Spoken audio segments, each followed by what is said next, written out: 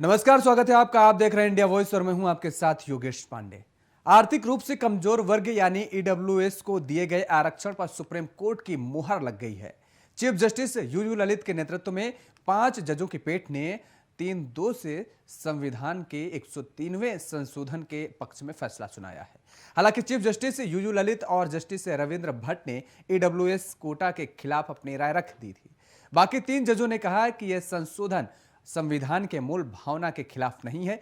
बता दें कि ईडब्ल्यूएस कोटे में सामान्य वर्ग को 10% आर्थिक आधार पर आरक्षण मिल रहा है और ऐसा जारी रहेगा। ईडब्ल्यूएस कोटा केंद्र के संशोधन पर सुप्रीम कोर्ट की मुहर 5 में से 3 जजों ने समर्थन में सुनाया है। आज सुप्रीम कोर्ट ने आर्थिक अनामत के आधार पर जो फैसला दिया है वो सही में पूरे समाज को स्पर्श करता हुआ फैसला है। भारत में कई जगहों पर अनामत को लेकर काफ़ी आंदोलन हुए हैं। गुजरात में भी ऐसा एक आंदोलन हुआ था और उस टाइम सरकार ने जो निर्णय लिया था कि 10% आर्थिक अनामत के आधार पर अनामत दी जाए और इसी हिसाब से सरकार ने जो डिसीजन लिया था उसके अगेंस्ट में काफ़ी लोगों ने सुप्रीम कोर्ट में उसको चैलेंज किया था। लेकिन आज सुप्रीम कोर्ट के बंधारणीय बेंच ने जो फैसला दिया है उसका हम तहे दिल से स्वागत करते हैं। आधार पर भी जो कमज़ोर लोग हैं, जो आर्थिक रूप से पिछड़े लोग हैं, जिनको ईडब्ल्यूएस कैटेगरी कहते हैं, इकोनॉमिकली वीकर सेक्शन, उनके लिए आरक्षण का प्रावधान की शुरुआत बिहार ने ही की थी और ख़ास तौर से मुख्यमंत्री नीतीश कुमार जी ने ये एक कैटेगरी, ये एक श्रेणी बनाई थी आरक्षण देने के लिए कि विभिन्न जातियों में जो आर्थिक रूप से पिछड़े हैं उनको हम 10% आरक्षण देंगे। और आज माननीय उच्चतम न्यायालय ने उसे सही कहा है, तो इसका तो सीधा अर्थ निकलता है कि बिहार सरकार की सोच बिल्कुल सही थी। भारत के सुप्रीम कोर्ट ने आज बहुमत से नरेंद्र मोदी सरकार के इस निर्णय की वैधता पर अपनी मुहर लगा दिया, जिसके द्वारा ऊंची जाति के गरीब लोगों को 10% का आरक्षण देने का निर्णय लिया गया था। हम इस निर्णय के लिए नरेंद्र मोदी सरकार को धन्यवाद देते हैं। साथ ही साथ बिहार की राष्ट्रीय जनता दल वह ऐसी पार्टी थी जिसने संसद के दोनों सदनों में 103वें संविधान संशोधन विधेयक का विरोध किया था। राष्ट्रीय जनता दल अब किस मुंह से बिहार के अंदर ऊंची जाति के गरीब लोगों से वोट मांगने जाएगी। और इसी खबर पर ज्यादा जानकारी के साथ हमारे संवाददाता नितिन हमारे साथ सीधे लाइव जुड़ चुके हैं। नितिन, अब जिस तरीके से सुप्रीम कोर्ट का आज ये फैसला आया है उसमें कहा गया है कि दरअसल जो आर्थिक रूप से कमजोर लोग हैं सामान्य वर्ग के, उनको 10% आरक्षण की बात कही गई है। लेकिन अब इस मुद्दे को लेकर के तमाम सारी प्रतिक्रियाएं सामने आने लगी हैं। एक तरफ लोगों का यह भी मानना है कि दरअसल ये 10% आरक्षण का जो आज फैसला आया है ये 2019 के पहले मूल संविधान में था ही नहीं, तो ऐसे कैसे इस फैसले को सही ठहराया जा रहा है?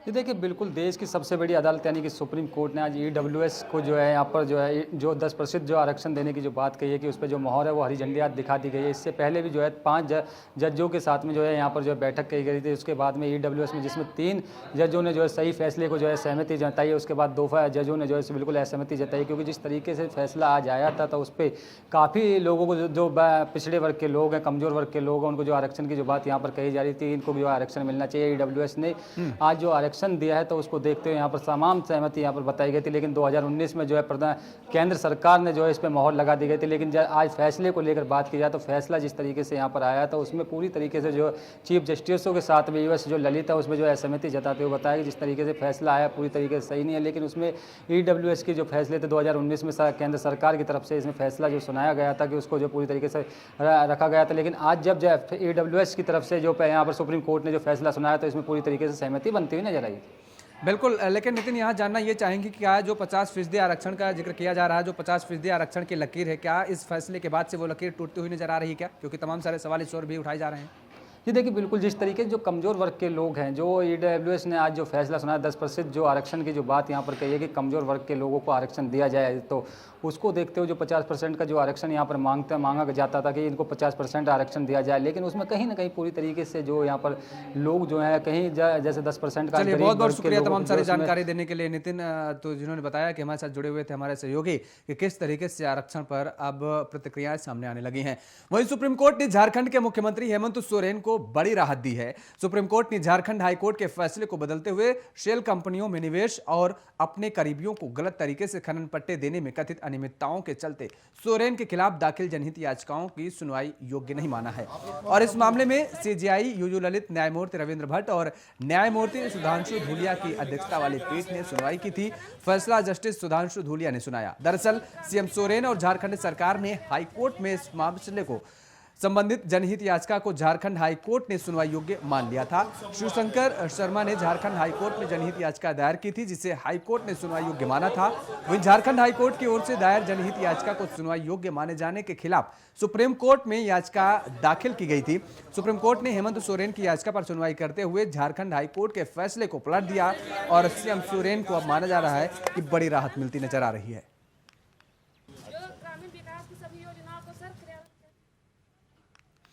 और इसी खबर पर ज्यादा जानकारी के साथ हमारे संवाददाता राकेश कुमार सीधे रांची से हमारे साथ जुड़ चुके हैं लाइव। राकेश, जिस तरीके से आज सुप्रीम कोर्ट का जो फैसला आया है, क्या ये वाकई में माना जाए कि सीएम हेमंत सोरेन के लिए बड़ी राहत भरी खबर है? सुप्रीम कोर्ट ने आज एक फैसला सुनाया, उस पर कई तमाम लोगों को चल रहा है, खास करके माइंस आवंटन के ली वाले मामले को लेकर के मुख्यमंत्री का उसमें कहीं न कहीं अब जाकर एक राहत जरूर दिखाई पड़ रही है। सवाल लेकिन अभी भी कई बने हुए हैं, खास करके जो पहले से चल रहे मामले, ईडी के पास भी इसी को लेकर मामला चल रहा है। चुनाव आयोग में भी जो मामले गए थे उसमें भी इसी मुद्दे पे कहीं न कहीं सुनवाई हुई थी और गवर्नर के पास जो पत्र आया था इसी मामले को लेकर था। तो कहीं न कहीं अब जाकर सारी निगाहें उधर तो जरूर चली गई हैं, लेकिन सुप्रीम कोर्ट ने जिस तरीके से हाईकोर्ट में जो चल रही थी PIL, उस पर रोक लगाने की कोशिश की है, उससे कहीं न कहीं पार्टी के लोगों में खुशी है और कहीं न कहीं मुख्यमंत्री ने भी संकेत दिए हैं कि राहत भरी कदम बताए जा सकते हैं। जी, लेकिन राकेश, लगातार बीजेपी की तरफ से ये कहा जा रहा है कि ये तो कोई राहत है ही नहीं, क्योंकि एक PIL कर्ता की तरफ से PIL दाखिल की गई थी, याचिका दाखिल की गई थी और उन याचिकाओं पर ही केवल सुप्रीम कोर्ट ने कहा है कि सुनवाई की जरूरत नहीं है। दूसरी तरफ ईडी और IT की कार्रवाई तो लगातार जारी है, तो ऐसे में भ्रष्टाचार का जो सवाल उठता था वो अभी जारी है, उस पर जांच का सिलसिला। देखिए, निश्चित तौर पे तमाम जो जांच एजेंसियां काम कर रही हैं और सबसे बड़ी बात मैं जोड़ना चाहूंगा इसके साथ साथ, जिस तरीके से इस PIL को किया गया था और उस PIL में राजीव कुमार जो कहीं न कहीं कोलकाता में जो एक नगद राशि के साथ पकड़े गए थे, उसके बाद से अभी भी विवाद उनके चल रहा है और ईडी की गिरफ्त में वो भी बताए जा रहे हैं। तो ऐसे में कहीं न कहीं उन सारी चीजों को भी सुप्रीम कोर्ट में देखा गया होगा कि आखिर जो PIL करता थे राजीव कुमार उसमें इन्वॉल्व थे। तो ऐसे मामले में कहीं न कहीं अब उसमें अगर हाईकोर्ट में सुनवाई होती है तो हो सकता है कि थोड़ा प्रभावित होता नजर आएगा, क्योंकि ये मामला राजीव कुमार को भी जोड़कर जरूर देखा गया होगा सुप्रीम कोर्ट की तरफ से। हालांकि इसकी पुष्टि अभी तक हो नहीं पाई है, हो सकता है कि थोड़े समय के बाद से पता चल पाएगा, लेकिन निश्चित तौर पर कहा जा सकता है कि सुप्रीम कोर्ट ने तमाम बारीकियों को देखते हुए PIL के सुनवाई पर रोक लगा दी है। लेकिन जो जांच एजेंसियां हैं, चुनाव आयोग है, राजभवन का है, वो सारे के सारे मामले अभी भी चल रहे हैं और हेमंत सोरेन की मुश्किलें अभी पूरी कम नहीं होती नजर आ रही है। एक सवाल यहाँ पर और जानना चाहेंगे राकेश, कि जिस तरीके से PIL कर्ता जो शर्मा जी हैं, वो उनके ऊपर ये आरोप लगा है कि दरअसल वो पैसे के लिए करते हैं, लोगों को धमकाने के लिए ऐसा करते हैं, और दूसरा आरोप लगा है कि दरअसल हेमंत सोरेन से उनके पैतृक जो है वो कहीं ना कहीं झगड़ा है और उस झगड़े को लेकर के ये साजिशन PIL दायर की गई थी। देखिए, ये मामला आया था, जरूर सुर्खियों में आया था, तमाम राजनीतिक दलों के बीच भी चर्चा का विषय बना था, हाईकोर्ट में भी इससे कहीं न कहीं बात हुई थी और इसके पहले सुप्रीम कोर्ट में भी जब गए थे ये लोग, तब जाकर इस बात पे चर्चा हुई थी कि कहीं न कहीं कोई बात सामने जरूर आई है। लेकिन सुप्रीम कोर्ट ने तमाम चीजों को बारीकी से देखा है, हेमंत सोरेन के वकील की तरफ से सारे तथ्यों को सामने रखा गया है और इसके बाद से सुप्रीम कोर्ट का फैसला है जो निश्चित तौर पर कहा जा सकता है कि इन सारी चीजों को जोड़कर देखा जा रहा होगा और हो सकता है कि अब और भी चीजें जब आएंगी सामने सुप्रीम कोर्ट का जो फैसला आया है, उसकी जो बारीकी है, उन चीजों को कहीं न कहीं हम लोग के सामने आएंगी, तब पता चल पाएगा कि आखिर किन किन तथ्यों के आधार पर सुप्रीम कोर्ट का ये बड़ा फैसला आया है। लेकिन सबसे बड़ी बात यही देखने को मिल रही है कि जिस मामले को लेकर 3-4 जगहों पर चल रही है मामले, उसमें अभी भी राहत पूरी तरह से नहीं कही जा सकती है, क्योंकि इसमें सिर्फ पीआईएल पे रोक लगाई गई है, लेकिन जांच एजेंसियां और बाकी जो संस्थाएं हैं वो अपना काम करती नजर आ रही हैं। बहुत बहुत शुक्रिया तमाम सारी जानकारी देने के लिए। राकेश हमारे साथ जुड़े हुए थे। और उधर उत्तर प्रदेश के मुख्यमंत्री योगी आदित्यनाथ आज तीसरी बार हिमाचल प्रदेश के चुनावी दौरे पर रहे। बीजेपी के स्टार प्रचारकों के लिस्ट में शामिल सीएम योगी भारतीय जनता पार्टी के प्रत्याशियों के पक्ष में मतदान करने की अपील करेंगे। वहीं प्रदेश में 12 नवंबर को मतदान होना है। मुख्यमंत्री योगी ऊना, मंडी, सोलन जिलों की विधानसभा में चुनाव प्रचार करेंगे।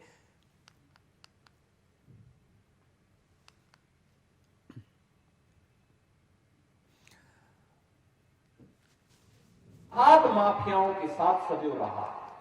माफिया, हर प्रकार का माफिया, भाइयों बहनों, वह ड्रग का माफिया हो, वह पशु माफिया हो, वह खनन माफिया हो, वह भू माफिया हो, वह वन माफिया हो, ये जितने भी माफिया हैं, कांग्रेस का उससे बहुत नजदीक का संबंध है। और अपने शासनकाल में कांग्रेस ने यही किया है। आपने देखा होगा टेलीविजन में वो दृश्य, जब उत्तर प्रदेश में जब हमारी सरकार आई और वहां के माफिया भागने लग गए, तो एक माफिया ने पंजाब में आकर के कांग्रेस की सरकार की यहां शरण ली थी और मैं सुप्रीम कोर्ट का जोड़ा था, फिर उस माफिया को यहां से वापस उत्तर प्रदेश में लेकर के गया था। आज हिमाचल का नौजवान चाहे तो जम्मू कश्मीर में जाकर के अपनी जमीन खरीद सकता है, वहां मकान बना सकता है, वहां अपने लिए सब कुछ कर सकता है, लेकिन कांग्रेस ने अधिकार छीना था अपने स्वार्थ के लिए, अपने वोट बैंक को बनाए रखने के लिए। लेकिन भारतीय जनता पार्टी के नेतृत्व की, मोदी जी के नेतृत्व की सरकार ने अधिकार आपको दिया। क्या कश्मीर से धारा 370 कांग्रेस हटा पाती? मैं पूछना चाहता हूं, क्या कांग्रेस हटा पाती? क्या अयोध्या में राम मंदिर का निर्माण कांग्रेस करा पाती? और भाइयों बहनों, क्या ये एयर स्ट्राइक और सर्जिकल स्ट्राइक कांग्रेस का नेतृत्व कर पाता? भाइयों बहनों, जब कांग्रेस न आपको सुरक्षा दे सकती है, न सम्मान दे सकती है, न विकास करा सकती है, तो फिर कांग्रेस को हमें चुनना ही क्यों है? भारतीय जनता पार्टी का कार्यकर्ता ये नहीं कह सकता है कि पहले मैं और फिर देश, कभी नहीं कहता। पहले देश, फिर पार्टी और फिर स्वयं का अस्तित्व, ये भारतीय जनता। लेकिन कांग्रेस के लिए पहले उनका स्वयं का स्वार्थ महत्वपूर्ण हो जाता है। देश हित से आपने देखा होगा, जब भी देश पे संकट आता है, दोनों भाई बहन देश छोड़ करके चले जाते हैं। आपने बताओ, दोनों भाई बहन को कभी देश के अंदर, देश के किसी संकट में देखा है क्या? तो आपने सुना मुख्यमंत्री योगी आदित्यनाथ को, और हिमाचल दौरे पर हैं वो। इसी खबर पर ज्यादा जानकारी के साथ हमारे सहयोगी अखंड प्रताप शाही हमारे साथ सीधे लाइव जुड़ चुके हैं। अखंड, जिस तरीके से मुख्यमंत्री योगी आदित्यनाथ हिमाचल दौरे पर हैं, वहां पर उन्होंने बात रखी कि किस तरीके से राम मंदिर को लेकर के यूपी मॉडल को अगर कहा जाए तो वहां पर प्रस्तुत किया गया, लेकिन वहां की जो समस्याएं हैं वास्तविक रूप से उत्तर प्रदेश से कहीं भिन्न है। क्योंकि वहां का अगर हम जिक्र करें तो वहां सेब व्यापारी, सेब का जो व्यवसाय है वो एक बड़ी मात्रा में वहां की अर्थव्यवस्था को, राज्य की अर्थव्यवस्था को मजबूत करने का काम करता है। लगभग 6000 करोड़ की जो अर्थव्यवस्था है वो सिर्फ व्यवसाय से आती है। ऐसे में वहां पर जो प्राइवेट कंपनियां हैं उन पर रोक लगा पाना और इंपोर्ट ड्यूटी जो है उस पर कहीं ना कहीं स्थिरता कायम कर रख पाना सरकार के ने जो बहुत बड़ी चुनौती रही, जिस पर कहीं ना कहीं फेल साबित हुई है। तो क्या वास्तव में ये जमीनी मुद्दे वहां के काम आएंगे या फिर यूपी मॉडल वहां पर भाता हुआ नजर आ रहा है लोगों को? चुनाव जब लड़ा जाता है तो स्थानीय मुद्दे तो महत्वपूर्ण होते हैं, लेकिन इन सब के बीच में राष्ट्रीय और अंतर्राज्यीय संबंधों का भी मुद्दा कहीं न कहीं चुनाव में अपनी भूमिका निभाते हुए नजर आता है। तो जो आज मुख्यमंत्री योगी आदित्यनाथ ने चाहे आज की जनसभा रही हो, चाहे 4 तारीख की या 2 तारीख की जनसभाएं रही हो, इन सभी जनसभाओं में उन्होंने जिस तरीके से मुद्दों को उठाने की कोशिश की है, उसमें लोकल में संवाद जरूर शुरू किया था, लोकल इश्यूज को जरूर उठाए थे, लेकिन ज्यादा तरजीह जो वैश्विक संबंध जो हिंदुस्तान के बने हैं और उसमें जो उस राज्य की भूमिका है, खासतौर पे हिमाचल प्रदेश के राज्य की भूमिका है, जो रक्षा विभाग में जिस तरीके से उनकी सहभागिता है, नौकरी का एक बड़ा जो हिस्सा जो पूर्वांचल जो खासतौर पे हिमाचल प्रदेश से जाता है, वो युवाओं का एक बड़ा वर्ग, वो कहीं ना कहीं रक्षा विभाग उसके लिए सबसे बड़ा रोजगार का जनक बताया जाता है। तो ये जो रोजगार का जो माध्यम बनता है रक्षा विभाग, उसमें जिस तरीके से उनकी सहभागिता दिखाई देती है, यही वजह है कि आज जब मुख्यमंत्री जनसभा में संबोधित कर रहे थे, तो उन्होंने जिस तरीके से बातों को उठाना शुरू किया, तो उसमें ये भी रखा कि उन्होंने अभिनंदन का भी जिक्र किया, सर्जिकल स्ट्राइक की भी बात की, उन्होंने ये भी कहा कि वैश्विक स्तर पर आज हिंदुस्तान खम ठोक के बात करता है। तो इसमें कहीं न कहीं प्रधानमंत्री के उस विजन का बिल्कुल रोजगार का जिक्र किया, तो अगर बेरोजगारी दर का जिक्र करें हिमाचल की, तो 9.2% है, जो कि मुझे लगता है कि बेहद ज़्यादा है। ऐसे में क्या वास्तव में अब आने वाली सरकार, क्योंकि जिस तरीके से बीजेपी कह रही है कि एक बार फिर से वहाँ की जनता उन पर विश्वास जताएगी, तो क्या इन सारे मुद्दों को लेकर के भारतीय जनता पार्टी पर एक बार फिर से जनता वहाँ की विश्वास जता सकती है, वहाँ का युवा बीजेपी के साथ जा सकता है?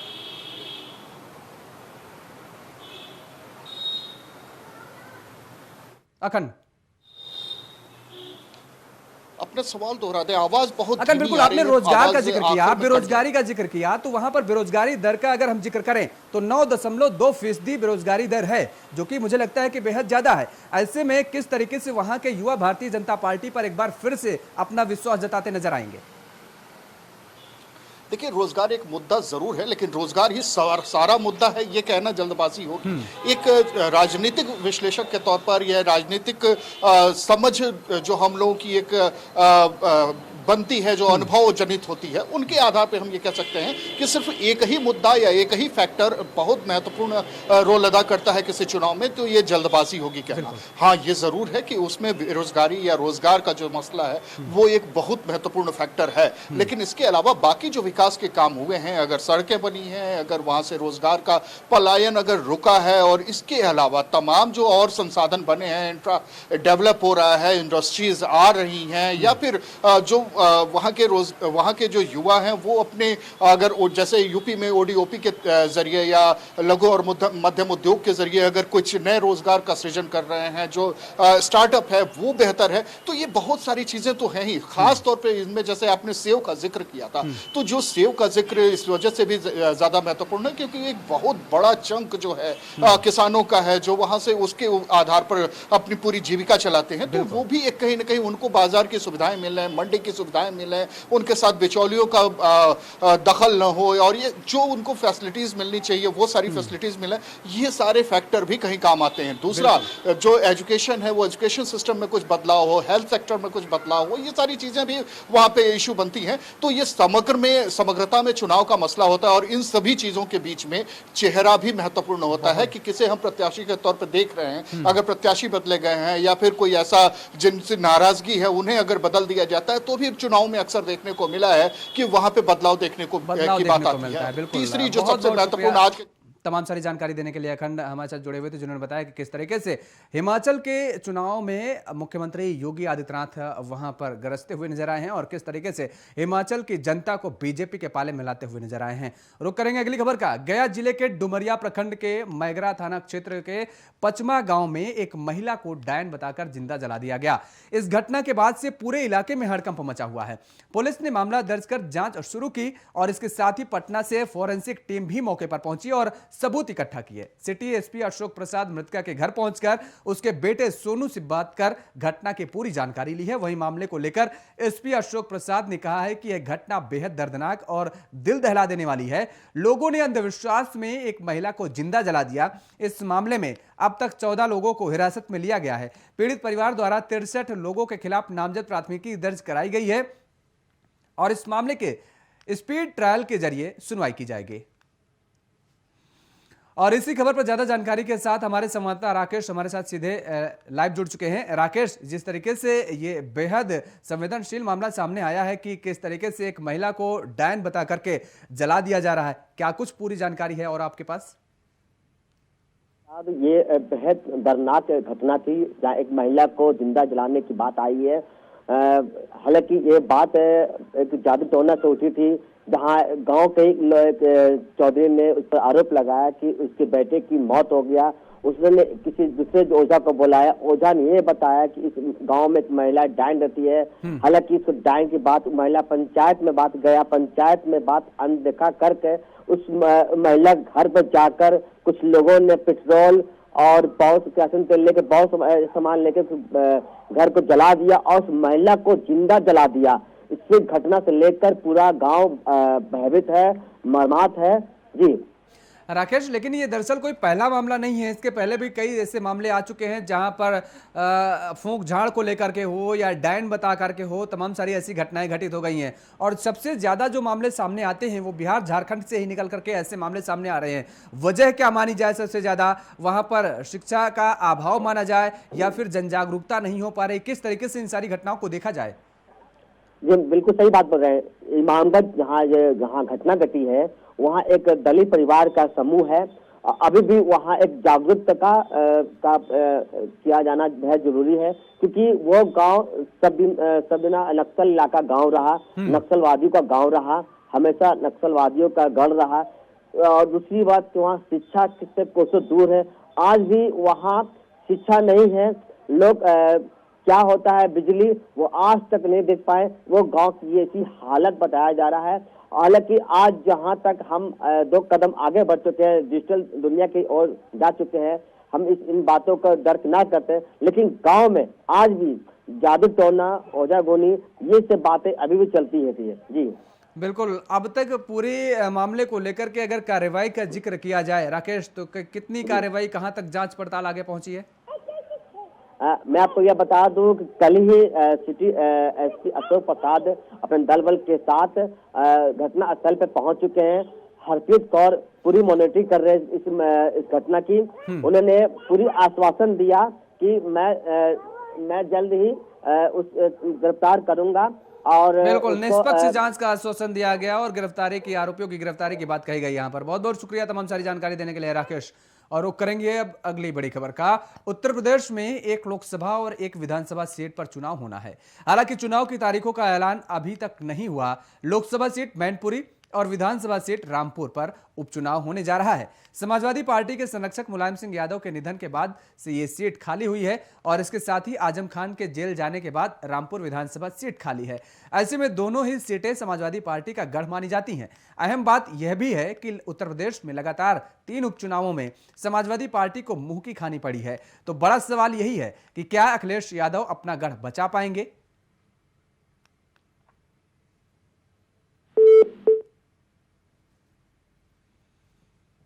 तो एक लोकसभा और एक विधानसभा के सीट पर उपचुनाव होने हैं। हालांकि अभी तारीखों का ऐलान नहीं हुआ है, लेकिन अभी से ये कयास लगाए जाने लगे हैं कि जिस तरीके से तारीखों का ऐलान होता है तो उसके बाद आखिर इन सीटों पर कब्जा कौन जमाएगा, क्योंकि ये दोनों सीटें समाजवादी पार्टी की गढ़ मानी जाती हैं। मैनपुरी में जाहिर तौर पर है लोकसभा चुनाव होने हैं, उपचुनाव होना है लोकसभा के, और वहीं रामपुर में विधानसभा का उपचुनाव होना है।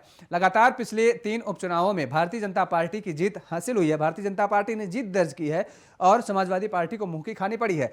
और ये जो जीते हैं ये समाजवादी पार्टी के गढ़ भी कही जा रही थी। हालांकि आजमगढ़ का भी अगर हम जिक्र करें तो वहां भी समाजवादी पार्टी अपना गढ़ नहीं बचा पाई है। और ऐसे में अब ये बड़ा सवाल उठता है कि क्या वास्तव में मैनपुरी का अपना गढ़ समाजवादी पार्टी बचा पाएगी, क्योंकि मुलायम सिंह यादव के निधन के बाद यह लोकसभा की सीट खाली हो गई है। और उधर रामपुर में जिस तरीके से आजम खान की विधानसभा सदस्यता रद्द किए जाने के बाद यह सीट खाली हुई है, तो यह भी सवाल उठता है, क्योंकि रामपुर विधानसभा सीट भी कहीं ना कहीं समाजवादी पार्टी का गढ़ माना जाता है।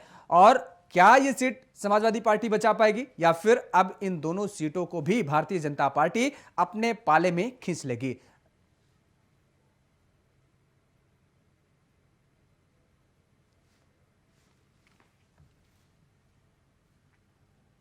तो 5 शहर 5 बड़ी खबरों में फिलहाल इतना ही। देश और दुनिया की तमाम खबरों के लिए आप देखते रहिए इंडिया वॉइस। नमस्कार।